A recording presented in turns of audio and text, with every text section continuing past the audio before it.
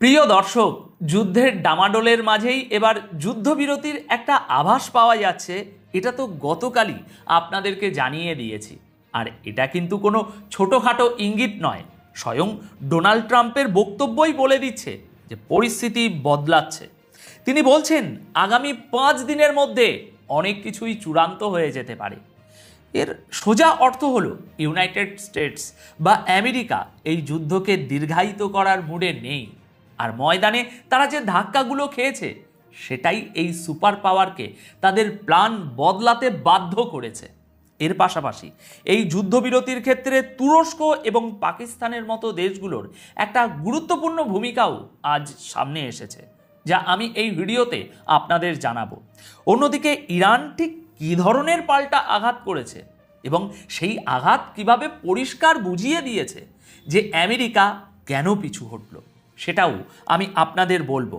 এর থেকে আপনারা বুঝতে পারবেন ইরানের পজিশন ঠিক কতটা মজবুত।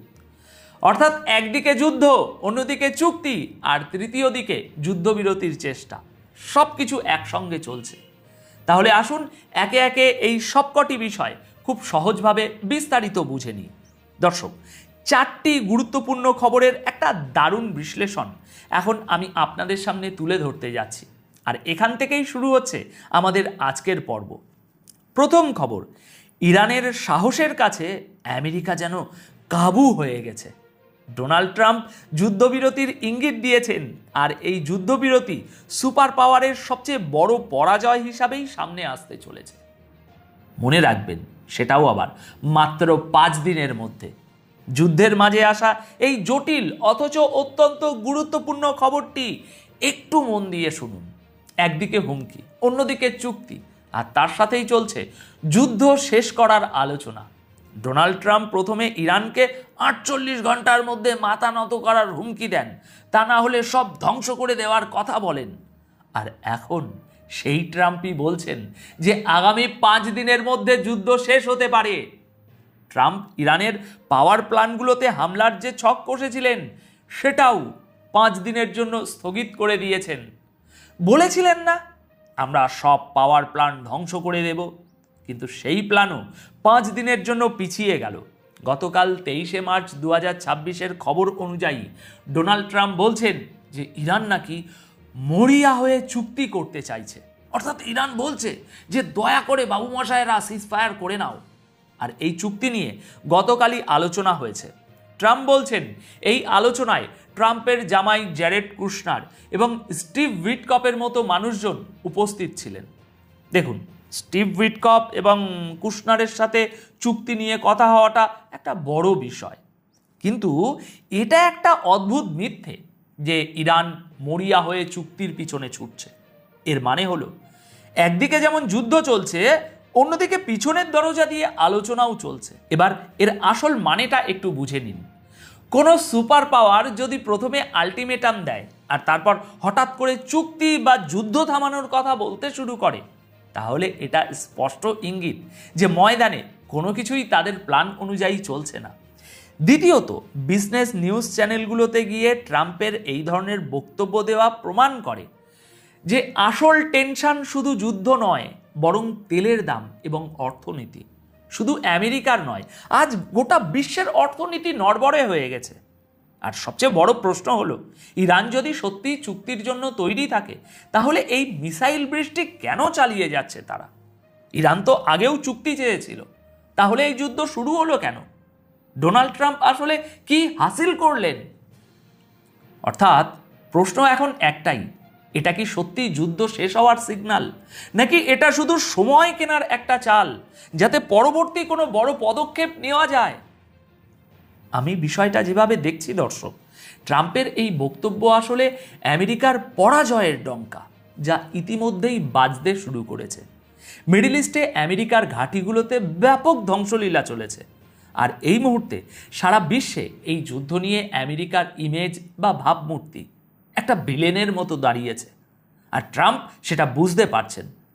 তা না হলে সরকার উৎখাত, ইরানিদের সাহায্য করা, মিসাইল প্রোগ্রাম ধ্বংস করার মতো মিশন নিয়ে চলা ট্রাম্প সেই মিশনকে মাঝপথে ছেড়ে দিয়ে এই ঘূর্ণিপাক থেকে বেরিয়ে আসার কথা কেন ভাববেন?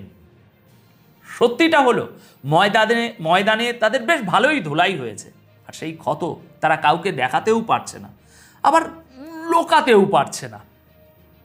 দর্শক, এবার এই যুদ্ধের পিছনে চলা আসল কূটনীতি বা ডিপ্লোম্যাসিটা একটু বুঝে নিন। যেখানে আকাশে মিসাইল উঠছে, সেখানে পর্দার পেছনে সময় কেনা হচ্ছে। ডোনাল্ড ট্রাম্পের হঠাৎ করে যুদ্ধ শেষ করার যে বয়ান এসেছে, তার পেছনের একটা বড় কারণও সামনে এসেছে। রিপোর্ট অনুযায়ী ইজিপ্ট, পাকিস্তান এবং তুরস্ক মিলে শেষ মুহূর্তে হস্তক্ষেপ করেছে, যাতে স্ট্রেট অফ হরমুজ নিয়ে যে আলটিমেটাম দেওয়া হয়েছিল সেটা এড়ানো যায়।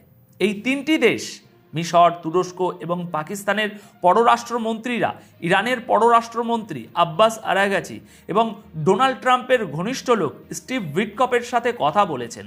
তাদের চেষ্টা ছিল শুধু হরমুজের সমস্যা মেটানো নয়, বরং পুরো যুদ্ধটাকেই থামানো, এন্ড অব দ্য ওয়ার। কিন্তু আপনাদের একদম পরিষ্কার করে বলে দিই, এখনো পর্যন্ত কোনো চূড়ান্ত চুক্তি বা ফাইনাল ডিল হয়নি। কিন্তু যা ঘটছে তার অর্থটা বোঝা খুব জরুরি। যদি হরমুজ বন্ধ থাকে, তবে সারা বিশ্বে তেলের সরবরাহ আরও মারাত্মক ধাক্কা খাবে। এমনিতেই সারা দুনিয়ার বাজার কেঁপে গেছে আজ, এরপর পরিস্থিতি আরও ভয়াবহ হবে। আর ঠিক এই ভয়টাই বড় বড় দেশগুলোকে মাঝখানে ঝাঁপিয়ে পড়তে বাধ্য করেছে। দ্বিতীয় কথা হলো সময় কেনা, অর্থাৎ পরিস্থিতি এতটাই স্পর্শকাতর যে সবাই চাইছে যুদ্ধটা অন্তত এখন থামুক, কারণ পরবর্তী পদক্ষেপ একেবারেই নিয়ন্ত্রণের বাইরে চলে যেতে পারে। আর সবচেয়ে গুরুত্বপূর্ণ বিষয় হলো, ট্রাম্পের আলটিমেটাম সাসপেন্ড হওয়া এটাই প্রমাণ করে যে চাপ শুধু ইরানের উপরেই নেই, বরং আমেরিকার উপরেও রয়েছে। তাহলে এখন প্রশ্ন হলো, এই কূটনীতি বা ডিপ্লোম্যাসি কি যুদ্ধ থামাতে পারবে, নাকি এটা শুধু একটা ছোট্ট ব্রেক, যার পরে আরও বড় কোনো বিস্ফোরণ আমরা দেখতে পাবো? সেটা আমরা আগামী দিনে দেখব। আচ্ছা, এবার যুদ্ধের মাঝে আসা এই সবচেয়ে বড় ডিগবাজির গল্পটা একটু শুনুন, যেখানে ডোনাল্ড ট্রাম্প এক কথা বলছেন আর ইরান শোনাচ্ছে ভিন্ন গল্প, আর এক গল্প। ট্রাম্পের দাবি ইরান চুক্তির জন্য অস্থির, বেতাব হয়ে উঠেছে। ইরান নাকি বলছে, প্লিজ বাবু মশাইরা ডিল করে নাও, খুব দরকার। ট্রাম্প বলছেন আলোচনা চলছে এবং যুদ্ধ শেষের দিকে এগোচ্ছে, কিন্তু ইরানের তরফ থেকে এটা পুরোপুরি অস্বীকার করা হয়েছে। তেহরানের সূত্র বলছে কোনো আলোচনাই চলছে না, কে এসব ফালতুর বকছে।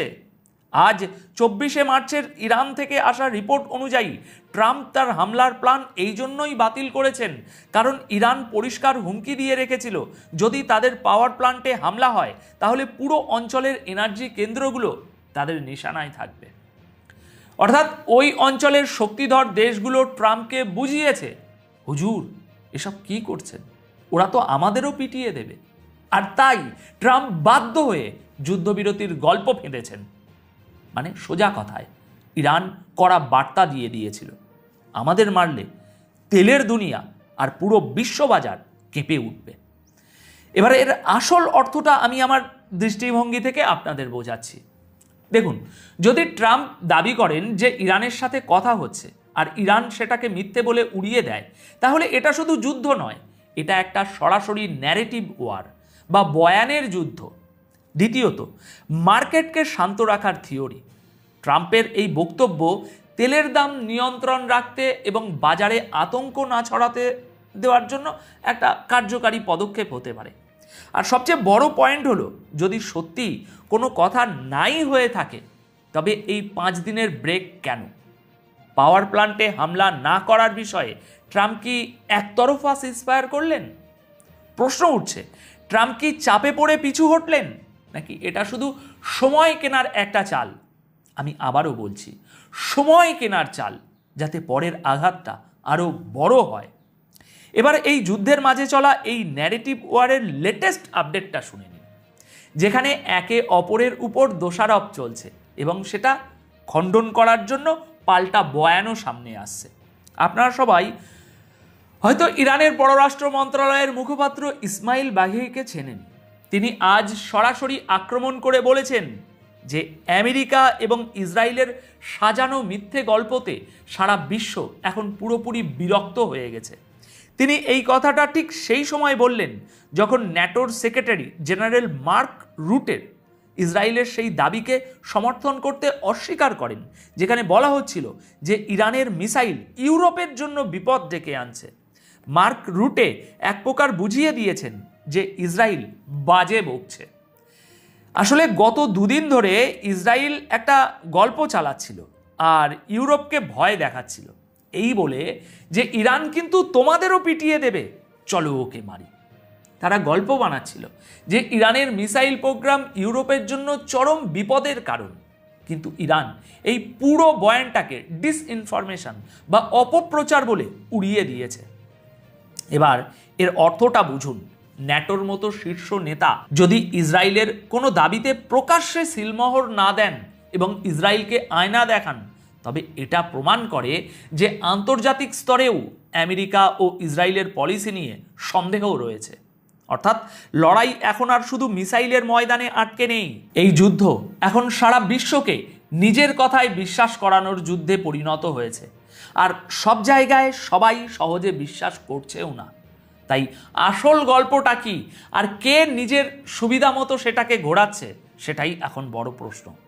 তো দর্শক, এই 4টে লেটেস্ট খবর খুব বিস্তারিতভাবে আপনাদের দিলাম।